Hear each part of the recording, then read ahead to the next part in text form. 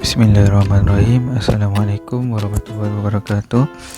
Hari ini saya akan menganjurkan pameran yang saya telah buat, iaitu berkenaan dengan GPIM 1022 Pendidikan Islam, tentang tajuk penghayatan akidah dan ibadah berpandukan sunnah Rasulullah SAW yang mampu membina peribadi dan jati diri Muslim.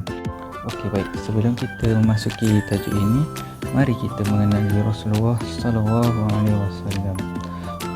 Yang pertama, tarikh lahir Nabi Muhammad adalah pada hari Isnin subuh 12 Rabiul Awal 20 April bersamaan 571 Masihi tahun Gajah. Yang kedua, tempat lahir Nabi adalah di rumah Abu Talib, Mekah Al-Mukarramah. Yang ketiga, nama bapa Nabi Muhammad iaitu Abdullah bin Abu Muttalib bin Hashim.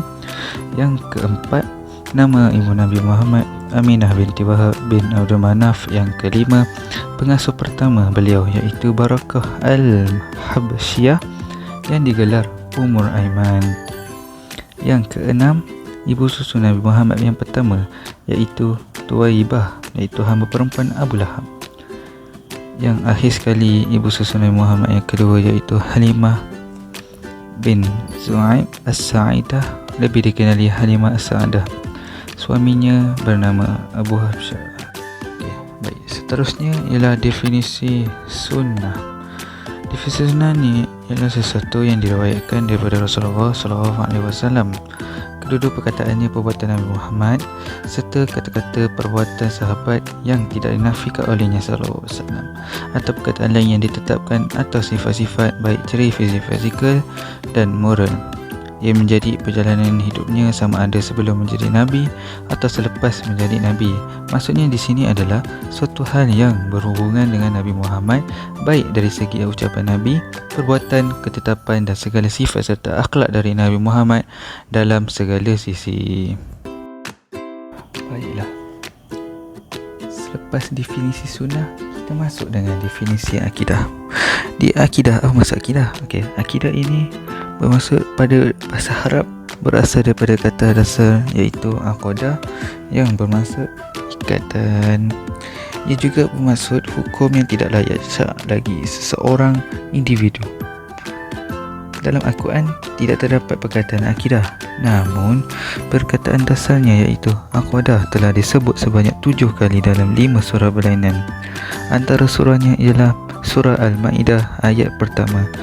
Auzubillahi minasyaitonirrajim. Ya ayyuhallazina amanu awfu bil 'uqud uhillat lakum bahimatul an'ami illa ma yutla 'alaikum ghairu mujallis sayd wa antum hurum innallaha yahkumu ma yurid. Okey, ini adalah contoh aqadah. Kata dasar aqadah itu pada bil 'uqud. Baiklah, kita teruskan dengan definisi ibadah. Dari segi bahasa Arab, ibadah ni bermaksud patuh, taat, tunduk, menyembah dan memperhambakan diri kepada sesuatu. Dari segi istilah pula, tindakan menurut dan mengikut diri dengan sepenuhnya kepada segala perkara yang disyariatkan oleh Allah dan diseru oleh para rasul, sama ada bentuk suruhan atau larangan. Seterusnya kita pergi kepada contoh akidah. Yang pertama, memahami konsep ma'rifatullah.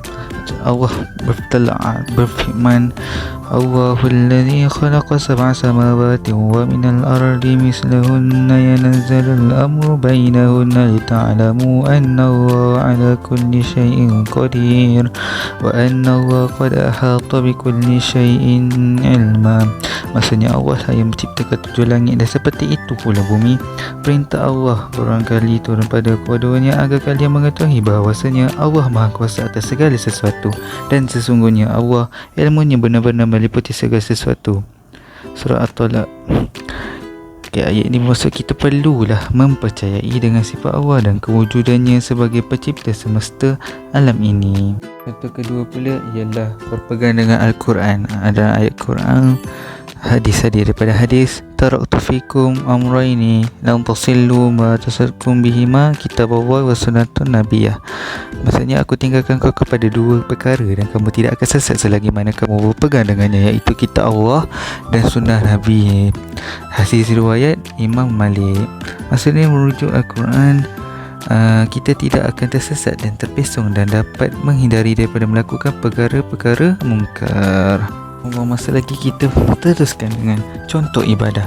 Yang pertama, solat 5 waktu. Contoh ayat surah Al-Nisa 103. Inna salata kanat 'alal mu'minina kitaban mawquta. Maksud ayat ni ialah jadi solat itu sangat penting untuk membentuk iman seseorang. Seterusnya yang kedua, puasa.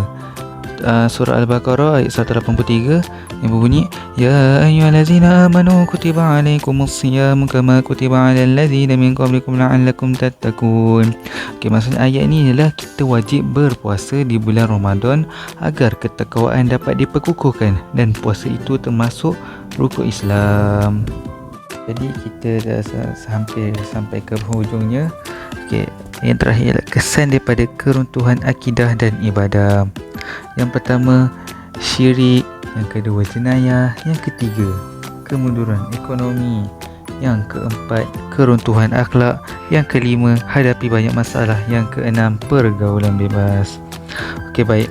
Kesimpulannya ialah kita mestilah menghayati konsep akidah dan ibadah yang berpandukan sunnah Rasulullah agar sentiasa berada di landasan yang betul. Yang kedua, kita juga hendaklah mendalami ilmu akidah dan ibadah agar dapat menghindari perkara yang dapat merosakkan akidah Muslim yang teguh. Yang akhir sekali, ya, sebagai umat Islam yang sejati, kita diwajibkan untuk melakukan segala perintah Allah dan menjauhi perkara mungkar agar hidup aman dan seterusnya. Sekian daripada saya. Wabillahi taufiq wal hidayah. Wassalamualaikum warahmatullahi wabarakatuh.